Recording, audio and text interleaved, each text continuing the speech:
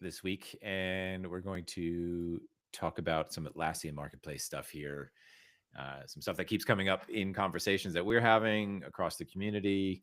And I know there are conversations that you've had for a while around things like, was it license decoupling would be the sort of nerdy way to call it, or per user licensing in the Atlassian marketplace. And we've also got something from Remy to talk about on LinkedIn that we're just going to get Yeah. into some LinkedIn debates and conversations around how do partners actually work together. And this is solution partners and marketplace partners. So if you're in the Atlassian marketplace tuning in, I'm just going to share some thoughts around how to think about these things and dive into some of the conversations that are happening on LinkedIn. So Yeah. And I'm gonna, we're just flagging this as opinions, and you can agree with us or disagree with us. So what fun will this be?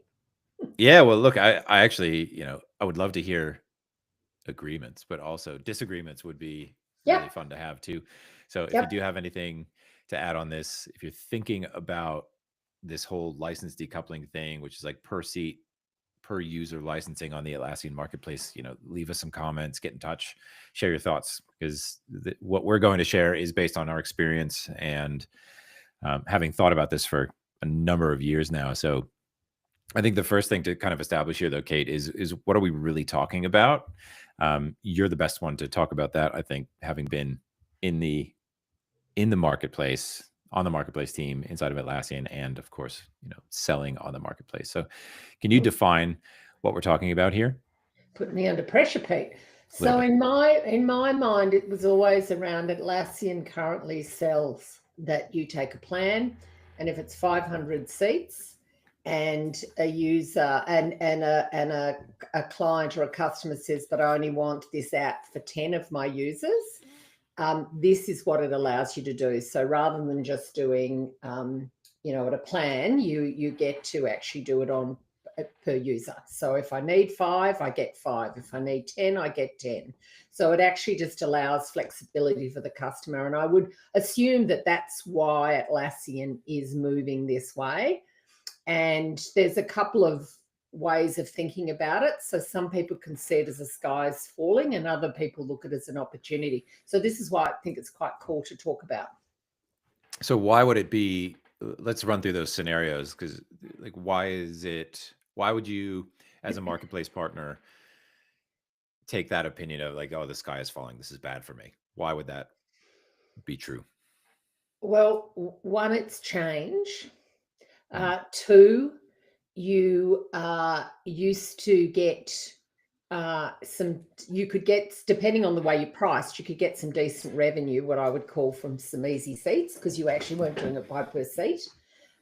So, and so I think it's actually just the sophistication of actually needing to price well, understand your product well, Mhm. understand your product boundaries well. So I think it's really just the change. And if your whole model has been built on plans and certain revenues, and now suddenly it's like, well, how many people are really going to use my product and be prepared to pay for it? But I am countering this. I understand that you can choose to stay. You don't have to move to the new pricing model.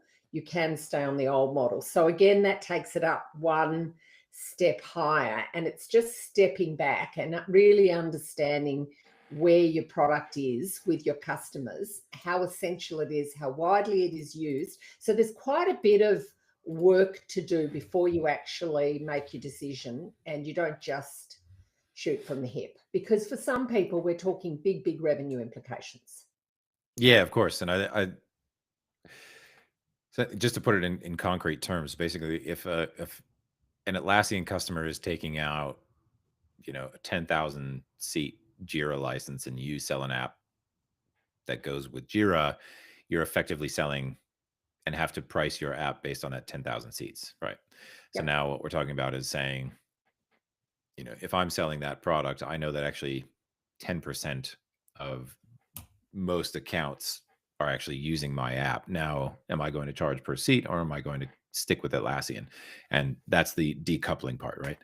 Yep. Um, I also think that not making a decision is in and of itself a decision here, right? If you just sort of say, like, I'm not going to do anything, that is a decision that you're going to make. And I don't know what the implications of that are going to be yet. If you're one of those that, or maybe you suspect anyway, that only a small percentage of, say, like those 10,000 Jira licenses are going to use your product actively.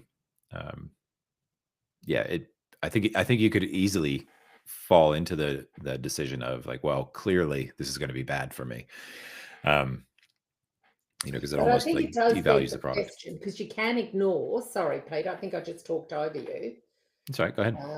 But you can ignore this decision to actually see what is the pushback, what is the blowback from your customers. So there are a couple of pathways you can choose for risk management. But one of the things that I wouldn't be suggesting is to do nothing and Yeah. just pretend, I That's my don't want to have point. to look at this.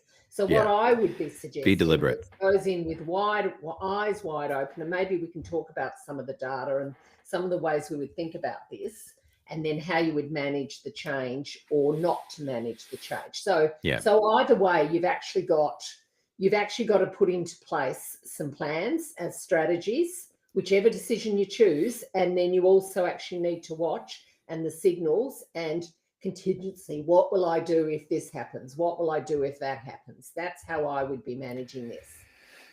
So how do you start answering those questions for yourself though? Because I think, it's easy to kind of default into like we're attached to big numbers.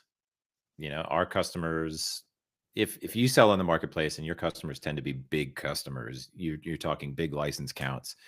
And I can see how that could be really scary, right? Where you recognize that, maybe it's going to feel like you're devaluing the app if you go to per seat pricing, because you're going to go from 10,000 down to 100 or 10 even, right? If it's like an admin only sort of thing. What are you looking at?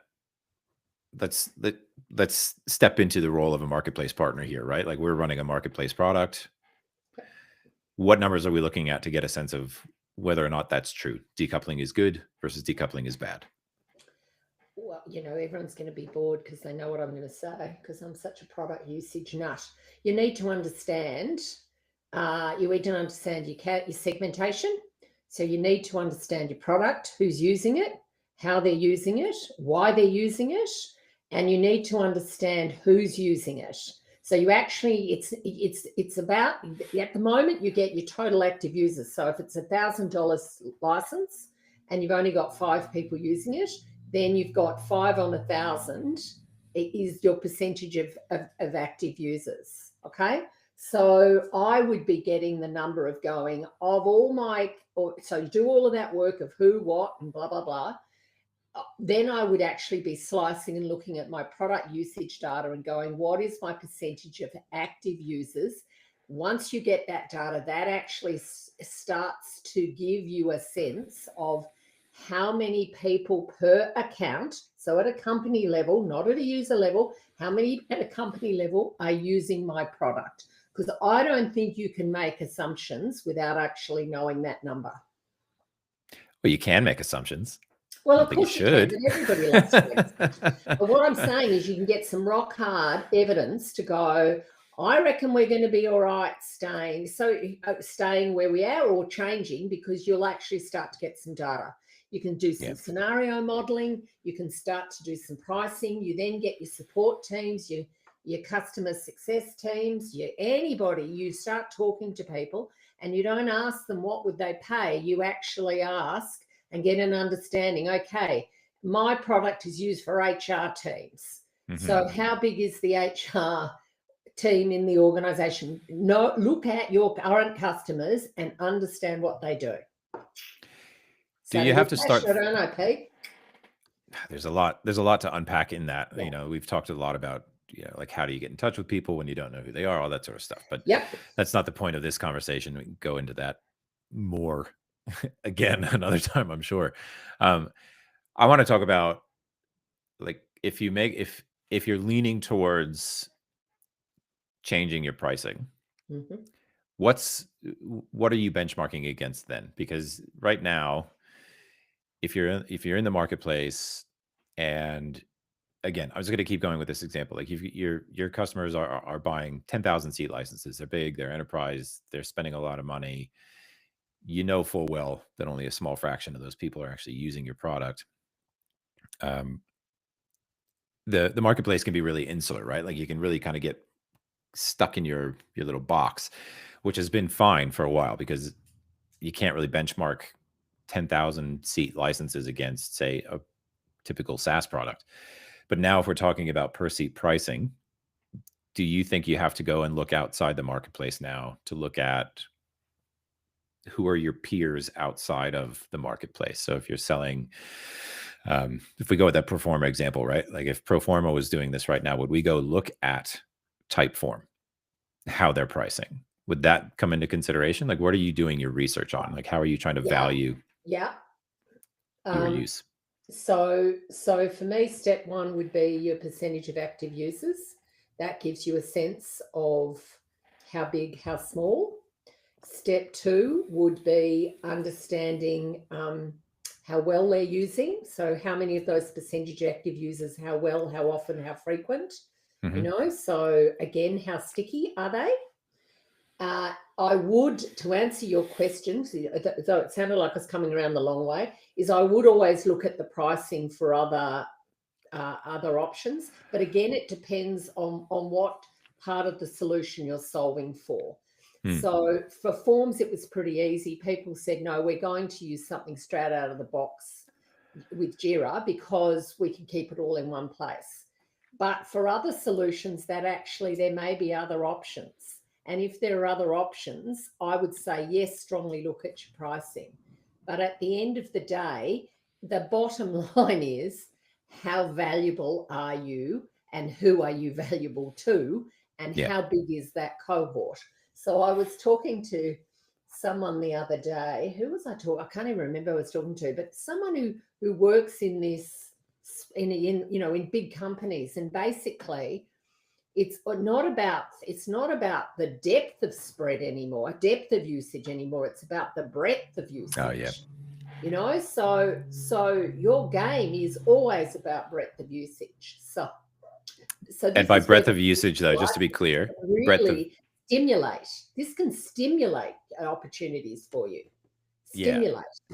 With the So I right just, pricing, you've got players that in the past would have loved to have used you. And I know that happened with us with Proforma. We lost people all the time because they could not they couldn't afford us on the bigger plans because they were part of a bigger enterprise.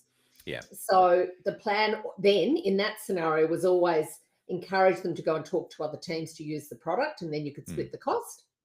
And then the other one, of course, was with this per user licensing would have been a nice little Monty, a nice little fallback position for us. And So just to I think it would have define, been actually sorry, quite an Kate, just, interesting one to work through. yeah. So just anyone listening, by breadth, you mean number of active users that you're Yeah. increasing the Yeah, spread but across the across, teams, not right? Yeah. just in one team, Yeah. because I think it's like as I said, like the team before, the team this year in the US.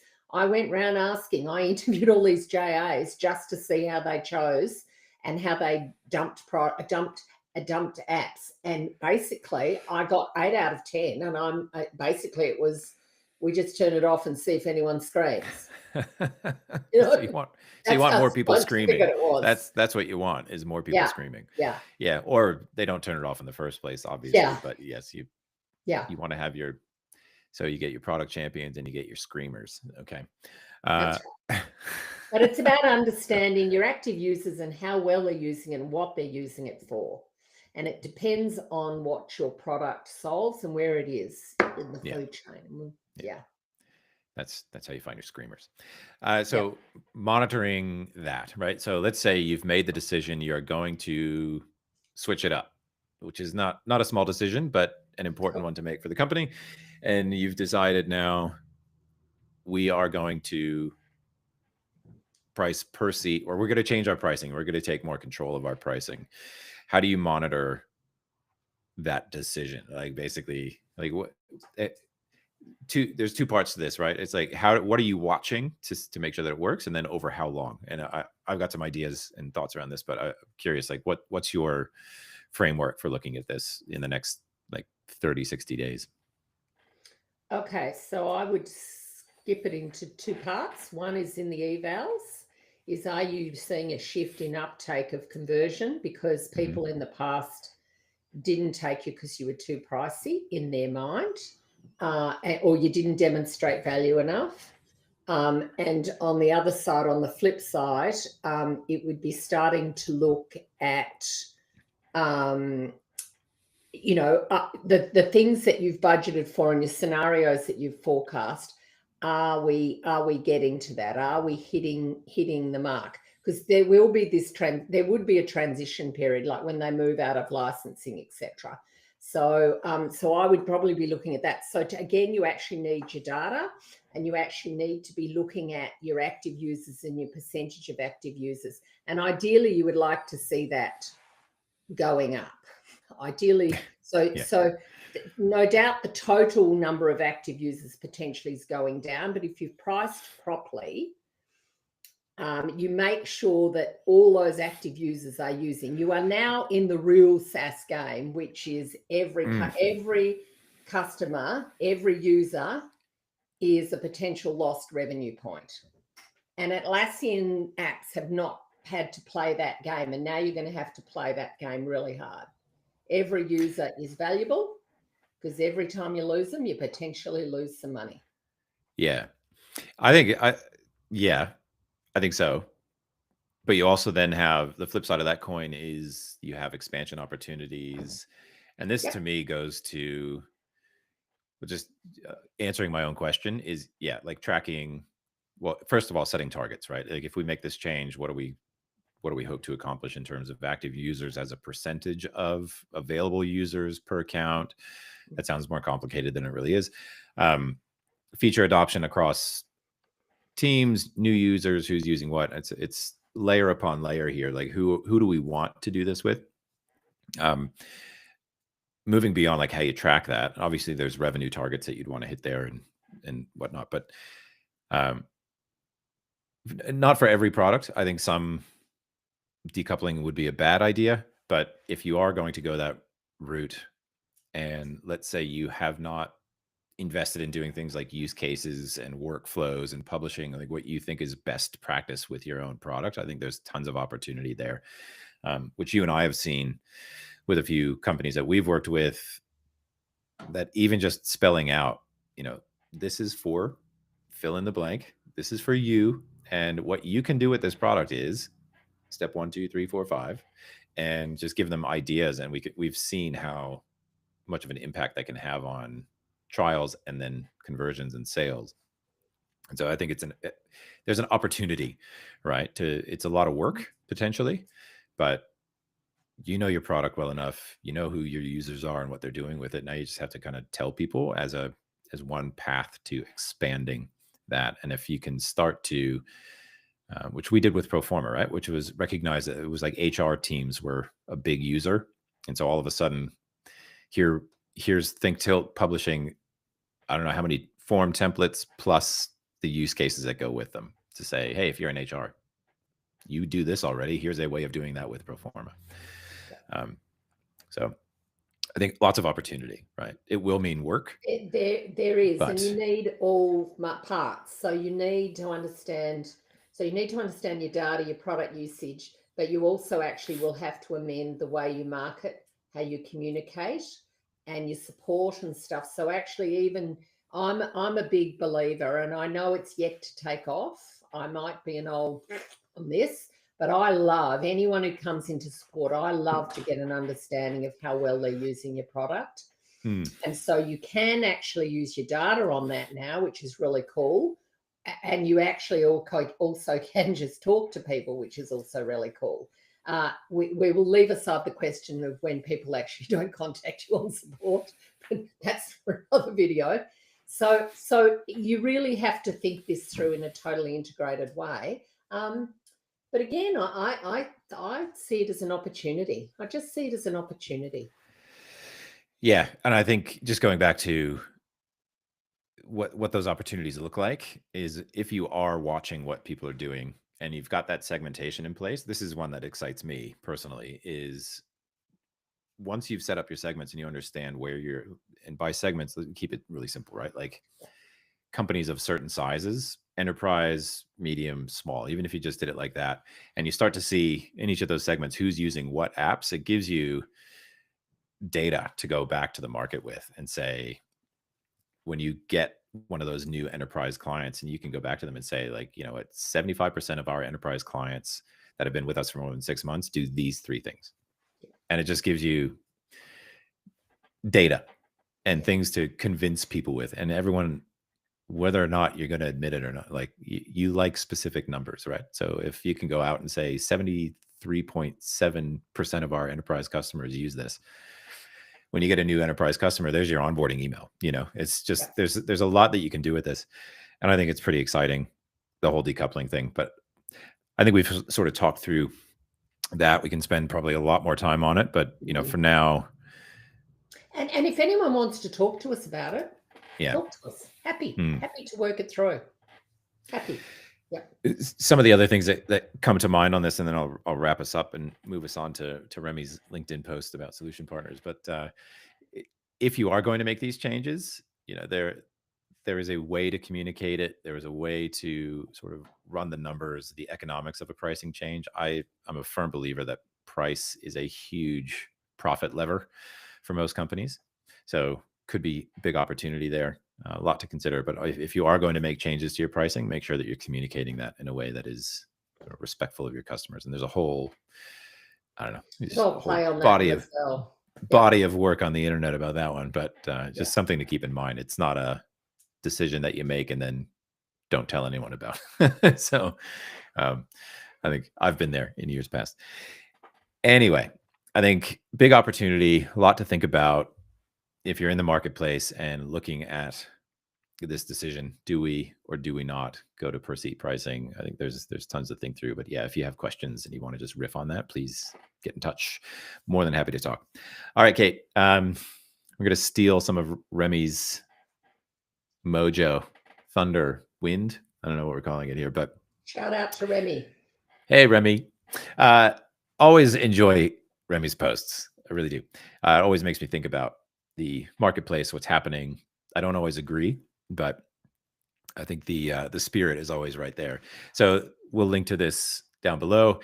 Remy posted about a week ago about solution partners and changes to the solution partner program that Atlassian's making, and that he is saying that a lot of their sales, and this is CollabSoft, a lot of their sales are coming from solution partners, and that was true for us at Think Tilt.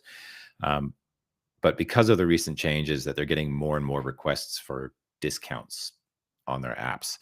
And I think we were at about 70% of our sales with Proforma were about that. We're from solution partners. So we did not discount much. No, we did if at all. I think we did it once, and then the billing and stuff was anyway, I won't say any more on that one. Just say no, we did not discount. Yeah. We held the line on that, actually, but it is a different world now. How so? And that's what I wanted to go into, is like what's different. I know that there's a lot of pressure on partners of solution side, marketplace side, to be solutioning a lot more. You know, everyone's favorite total cost of ownership, whatever. So things feel like they've changed, but I haven't really put my finger on what has changed. And how would you think about this now? Would you discount? Well, I think it's, again, I'm going to be in the camp of probably not, because it's a fast food chain race to the bottom. But let me, and I understand about solution partners themselves having to change. So we've got a lot of change happening. And if pricing models of the people you deal with are changing, I can absolutely understand why and how. A client comes to them and says the budget, and if Atlassian in terms of their clip is larger. So I get all of that, everybody. So I'm not naive on this. But what I would be counseling is to actually understanding where you fit into the food chain on this. So if we're talking, so solution partners do solutions, right? So we are looking to put in for example, an ITSM system, and get people working on that. So that is a solution for management, right? For IT management.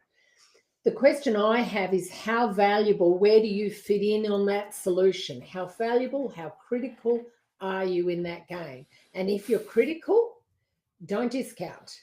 If you're not critical and you're nice to have, then that is a different game. That is a very different game. And I think then the question is more perhaps. But if you are critical, then I'm saying don't even touch that, but always focus and don't focus on, no, we don't discount. You focus on how else can we help you to make this deal sweet. Because I understand if a client says we've only got this X amount of money, but then how many people have built a house and had to go back for more? So that's not an absolute as well, I don't want to talk about that. And then there's some people, some customers who are just cheap. So you've got to work. Do you really want to work with all the cheapies? And that's another question. But my question is, understand your worth, understand your value, understand how you're being used. And then there's a whole nother question under that. But I will give you a chance to speak, Pete. Yeah. So yeah. Speaking of house renovations, yeah, I'm feeling that pain right now. Yeah, budgets are meaningless, absolutely meaningless. They're enough to lure you in to get you started, and then then they got you on the hook, and you can't say no once the project's half done, can you? So I think the main question is for me is, and I would be interested to hear from more marketplace partners on this. Like, do you feel like you're getting squeezed? Is that the reality right now? And also from the solution partner side, do you feel like you have to put the squeeze on? And what is that doing to everybody's margins? I don't fully understand the math on it yet, but I just thought it was interesting that Remy brought it up, because he would be experiencing this and obviously would be hearing this from partners. And yeah, I think it's just an interesting thing. Everyone's got to change. Yeah. People have to change. Solution partners have to change. It is all about value. It's all about value. It is all about what solution, what problem are you solving, and how are you going to tool for that? Yeah. And it seems like a bit sort of. So I feel as if we're in transition, and I would urge people not to shoot from the hip and go, I think that's what I was going to try to articulate there. Was it's like so I did it so beautifully, didn't I? But I would understand the relationships with the solution partners. So so it depends how important they are and where they're at in their transition, because they have to change too. And so for me, what I used to like to do is I used to try and value add. So I would help write some tenders, for example. I would offer to work with their customers. I would offer to build forms, for example, with Proforma. So, it wasn't unusual for me to sit and be part of training, for example. So my first reaction would be probably avoid. And when I've heard people who do discount, they don't really get much for it.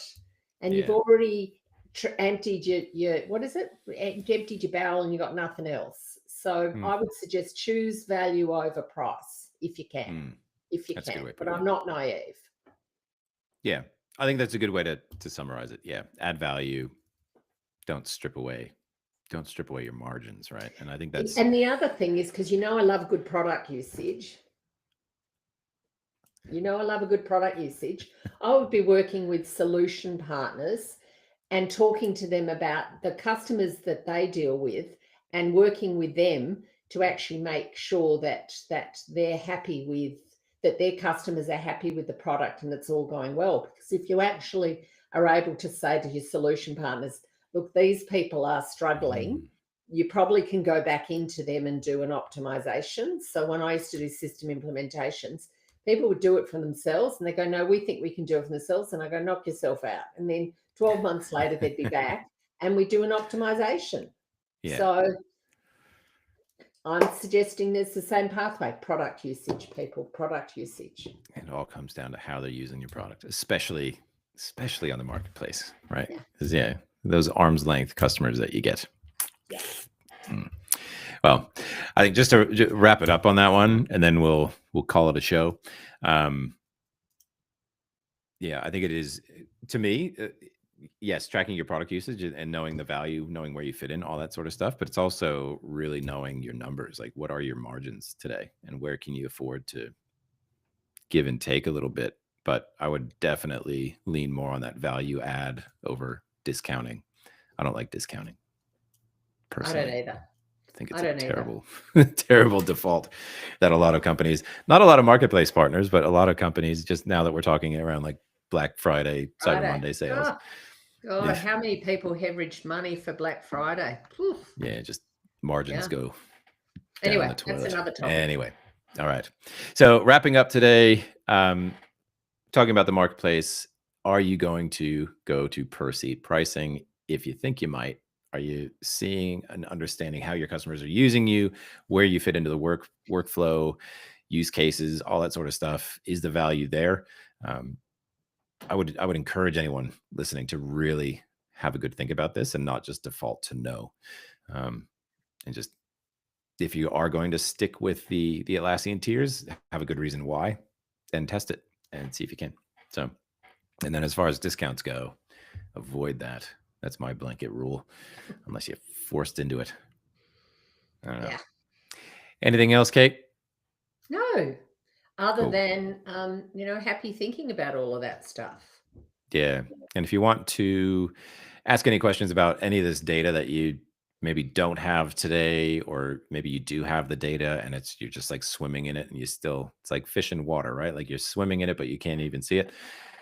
Reach out, let us know. Always happy to chat about this sort of stuff. It is what we think about every single day. So Yep. with that, thanks for joining, Kate. Always good to chat. Yeah. Take care, guys. And thanks All for right. having us. See you next time.